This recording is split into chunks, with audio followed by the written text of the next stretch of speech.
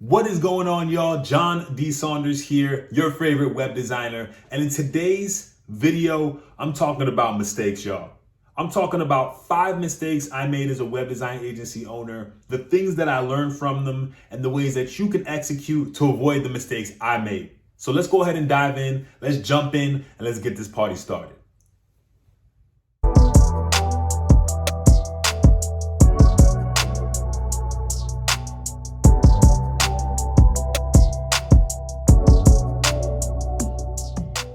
So the first mistake I made as a web design agency owner was not prioritizing a few specific services. Now, when I started 54 Digital, I was a digital marketing strategist. This was about 7 years ago. So we were doing SEO, SEM, Facebook ads, web design, web development, essentially every service you could think of. And what happened was, because we were doing so many different services, we didn't have a defined process. And we couldn't have a defined process because any client that came to us, we were like, yo, let's do it. Let's get the project. Let's get this money in the door and let's get it done.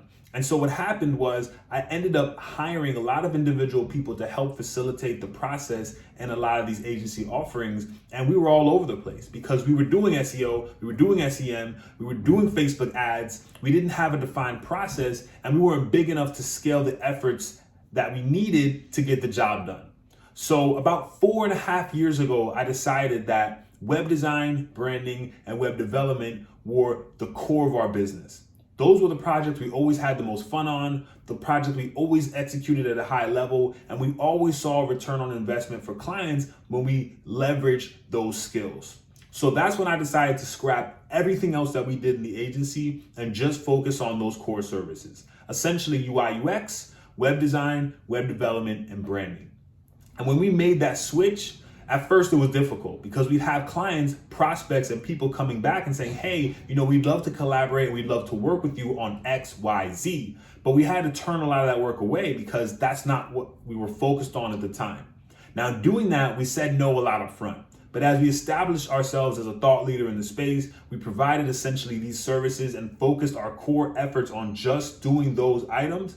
It changed the whole game for us. We had clients coming out of the woodwork looking to collaborate and work with us because we had a primary focus.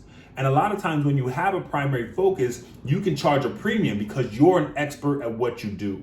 So I implore you, if you're an agency owner, if you're a freelancer, own in on a few specific skills and leverage those skills to maximize your agency. When you can specialize and niche down, you can charge a premium and you can become a premier agency in your space. All right, the second mistake I made as a web design agency owner was not having a process, not having systems in place. And I'll tell you why. Not having systems and not creating these processes in your agency is going to make you have a downfall. Even if you're a freelancer, even if you're a 1 to 3 person team, you need to have your systems and processes in place so that you can scale your efforts. And you can scale to whatever you want. You don't have to be this $5, $10, $15 million agency. You can do great doing 50, 75, 100K a month with a small team, but you have to have systems. So let me break down my mistake. When I started the business, we were kind of winging it, right? We kind of had our jobs in Asana or using a task manager, and we kind of had some checklists, but I was doing a lot of the things myself. And even though I was hiring team members, I kept having to go back, backtrack, double check their work, make sure they were doing the right things. And I take fault in that. And that's 100% on me because I wasn't giving them what they needed to do their job at an amazing level. So you can have a dope staff, right? But if you're not giving them systems and you're not providing them with a guide or a process to work from, you're just going to be winging it your entire agency. My biggest advice in regards to that would be to, 1, start to systematize your business. Think about everything that you do in your business and start to literally write down step by step everything you do. If you need more info on that, check this video right here. I teach you how to set up standard operating procedures in your agency. So 1, let's say you do web design. A part of that process is doing a low fidelity wireframe, right? Which is a wireframe that showcases what the site could potentially look like. Now you should have a process for that, right? You should have a process for step 1, collect the info from the client via a form. Step 2, now I'm going to leverage this information and send it to our designer. Step 3, the designer will use the sitemap and XYZ to execute and create a low fidelity wireframe. Then what you want to do is record yourself walking through that process. Now, the main reason you're setting up these systems, even if you're a small agency, is because you're going to be able to scale yourself out of the process. And that's the biggest thing. As the founder, yes, you're a web designer, yes, you're a developer, and it's amazing doing the work. But if you want to scale your efforts, you need to be able to take what you know and literally clone yourself, clone your process, and be able to delegate it or give it to someone else. So you maintain that quality and then you mitigate mistakes, because if they're following a step-by-step direction, it's going to be easy for them to walk through those steps and get the job done. Now you're not worrying about mistakes or issues happening because you have a systematized process. For me, I was literally winging it. Every day I'm working 14, 16, 18 hours a day because I'm trying to get the job done, and I'm not creating these systems that can help me really build this thing.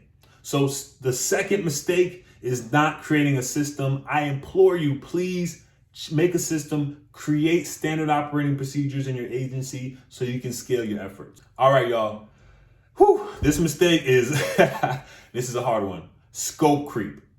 So as many of you know, scope creep is when you have a proposal, you sent the proposal to the client, they paid, and now you're working on their project, but they slowly ask for more and more items. And at first it's, one or two items here and there, and then it just snowballs into this huge monolith or avalanche where it's like mistakes, issues, and they're coming in and you're just like, damn, what do I do? My team is working on this project. They've been working on it for so long and we're doing all these things and going out of our way for the client. How can I avoid these issues? And trust me, this has happened to me more times than I can count, and it's 100% my fault. And all of that comes down to having definitive contracts and deliverables. I'm gonna repeat that. So let's rewind that back. Specific contracts and deliverables. These are super crucial and very, very important. So when you sign up a client, make sure you have a contract in place that stipulates, hey, this is what I'm including. You get 6 website pages. You get 4, iterative changes on the site. You get 6 brand, just be very specific in what you're providing and make sure that client agrees or signs that document. You can use PandaDoc is probably my favorite for getting contracts and getting those signed. And there are tons of resources online that you can access. I'll post a link to one of our contracts down below so you can check that out as an example. And then also in your proposal, make sure you definitively have your deliverables. Deliverables are the items that client will get when your project is completed. So you can say you will receive a full functioning 5-page website that's responsive, that has a home, services, about, contact page, that has X, Y, and Z. Okay, the client signs that, and now what happens is essentially you're working within the parameters of that project, and you let the client know up front that, hey, by the way, if anything comes outside of this project, just know that our hourly fee is X, and make sure that they know, hey, you can make these changes, but once you start making these changes outside of our deliverables and outside of our contract, we need to make sure that we're on the same page and knowing that this hourly rate is going to go into effect. I guarantee you, and I'll tell you right now, clients will be very selective on the things that they want to change. They're going to be very cautious on the things that they say, and you're going to be able to set the parameters right there, right now, that, hey, if you go up outside of this, you're going to have to pay. So that's a big, huge thing as an agency owner, because scope creep can kill your team, your agency, and it can really cause issues. Because trust me, I know I've been through it dozens of times. We're actually going through a project right now where initially I didn't set that up and I didn't set those parameters in the beginning. And the project's coming to a close and we're finally completing it, but we've probably lost money on this project. And what I've learned from that is set it up in the contracts and make sure your deliverables are on point. All right, y'all. Next mistake is undercharging for work. Now, I've been an agency owner for about 7 years, so I've been through the ringer in regards to this. If I told you what I charged for my first web design project, you'd probably laugh dead in my face. Bruh. Seriously. So my biggest recommendation is be ambitious and charge your worth. Charge a little bit more than your worth. Because I'll tell you what happens. If you want to provide a great product for a client, one, you're going to be able to leverage your skills. You've put in the work. You spent the time taking courses, taking classes, learning from your experiences, creating websites and projects for clients. And so you have what it takes to charge a premium.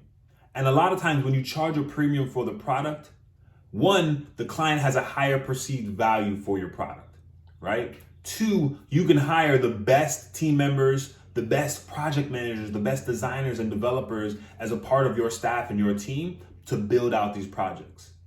So when you're thinking about it, you want your margins to be wider than 30 to 40% because you want to be able to, one, provide the client with a great product, right? You can throw in extras like a brand guideline or design systems. You can leverage great tools like Figma and Webflow. And so you have to have cash flow and you have to be charging accordingly to be able to provide those high quality products. So whatever you're thinking and whatever you're doing, charge more. And create case studies and develop systems in your business. Because once you do that, you're becoming a top player in the space. So please make sure you're charging accordingly. Look at your last 3 to 4 projects. Look at the price that you charged and see if that equated to you making margins and being able to compensate your team well and grow your agency. It's huge, and I definitely implore you. Also, charging more does a lot for your agency. One, you can be more selective with the projects you take on. If you're at a lower price point, you'll get a lot of projects, right? So you'll get a lot of lead flow, and that's great if that's where you want to be. Or you charge a premium, you charge higher, you create systems, you develop a process in your agency. Now that you have a premium, let's say your projects cost 10K. Now, instead of doing 5 2K projects, you're doing 1 project at 10K. You're able to allocate your team towards that. And now you can focus your efforts, right? And as a freelancer, as a small agency owner, it's important to be able to work on projects that are important to you.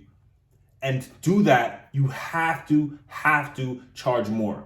Now, a lot of times agency owners might feel like they have imposter syndrome or they might not be good enough, but go back to your last clients and look at your reputation. Look at the work that you created and give yourself more credit and more moolah, period.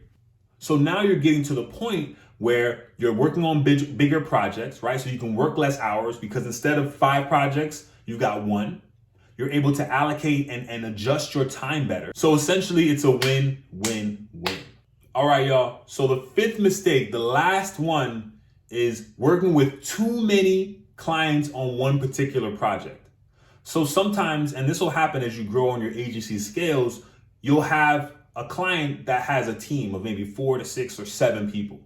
Now, what happens is when you have 4 to 7 different people or talking heads coming at you with different ideas, different thoughts, different processes, it can become insane.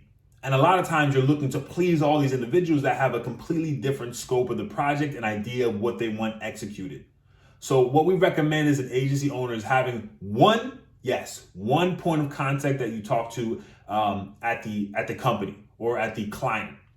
Now, the main reason being is that person is essentially a liaison. They're going back and they're facilitating everything for you. In most cases, you'll have that. You'll have a project manager or a marketing strategist or someone that's kind of managing the project from the client side. So try to emphasize, hey, we always like to talk to one client. They can delegate and pass everything on to the rest of your team, but we want to make sure we establish that. That way our team can focus on what we do best. And that's really going to help you, because what happened to me is I had a project where we had literally 8 people in there making changes, making tweaks. Tom is doing something over here. Mary's doing something over here. And what's happening is you're having all these different clashes, and it just prolongs the size of the project.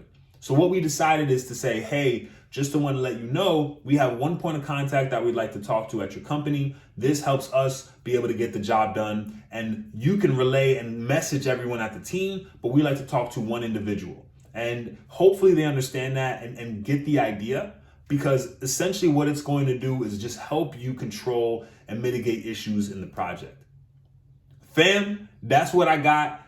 If you liked the video, comment a website design agency mistake you've made. I'll answer any and all in the comments. Don't forget to like and share this video. By liking the video, you help us, you help the YouTube algorithm find our great content, and we appreciate every single engagement. Y'all have a great one. I'll see you later. Peace.